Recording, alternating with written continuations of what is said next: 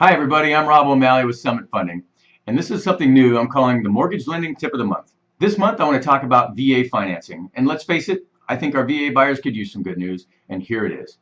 Let's start with the challenges our VA buyers have been experiencing. Investor overlays. That's an investing institution that buys a loan from a mortgage bank, putting extra rules on top of the VA rules, where we've been having to adhere to investor overlays that state the VA non-allowable fees could not be paid for by the veteran borrower, which means we had to ask the sellers for a closing cost credit. Well, that's an immediate disadvantage. Wouldn't you agree? In a low inventory market, asking for a closing cost credit. Then there's the pest inspection report. It must be provided to underwriting per VA guides, and the investor overlays have been stating that the VA borrower could not pay for anything that appears in the Section 1 or Section 2 of that pest inspection report. We had to have the seller pay for it, and we were also having to have those repairs completed prior to close of escrow. All of these investor overlays. Let's talk about the game-changing news, folks. Here it is. Summit Funding. We have our Fannie Mae approval, our Ginnie Mae approval, HUD approval, and our Freddie Mac approval. And in addition to all those approvals, we are a direct seller servicer of 95% of the government loans that we fund. So what does that mean? That means we're not beholden to the investor overlays. We get to underwrite direct to VA guidelines with the slightest thin overlay set forth by the Summit Funding executives. So here's what it looks like now to our VA borrowers. There are VA non-allowable fees, but the veteran can pay for them as long as they don't exceed 1% of the loan amount.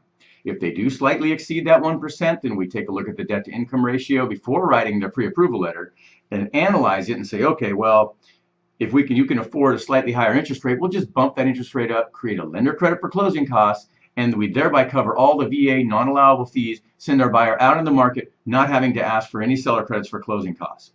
Then the pest inspection report. Yes, it does have to be provided to underwriting. It's a VA guideline. And anything in Section 1 of that report must be repaired. Anything in Section 2 is an underwriter discretion repair. Let's just assume that anything in Section 1 and Section 2 comes to $1,000 on that pest inspection report. Well, VA guides do not state that our VA borrower cannot pay for them. Sorry about the double negative, but the bottom line is VA guides don't care who pays for it. Our VA borrower can pay for Section 1 and 2 items. And the VA guides don't state that they have to be repaired prior to close of escrow. So that's the way we underwrite.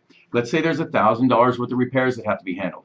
We just get a contractor's bid, states $1,000 in repairs. Our VA borrower will then bring in 150% of that, and it'll be set up as an escrow holdback with the title company, which means $1,500 will be held with the title company. We close our transaction on time, and the contractor will go out and do those repairs after the close of escrow. Anything left over, if there's $1,000 in repairs, the other $500 goes back to our buyer.